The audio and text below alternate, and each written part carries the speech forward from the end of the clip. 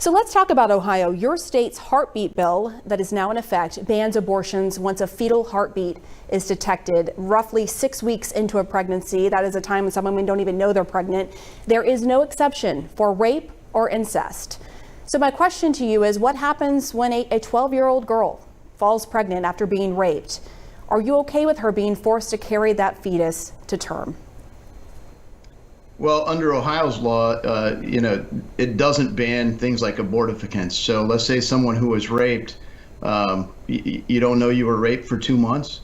I mean, I think that it's incorporated in to deal with that. Now, that is a compromise. People believe that life begins at conception. That's what the science says.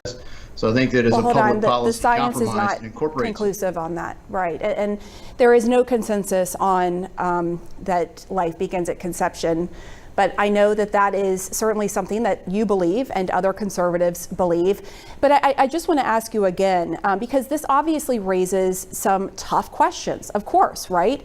What happens if a 12-year-old gets raped?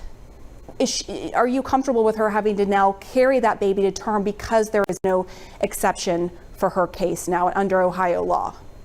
I fully support Ohio's law, and I commend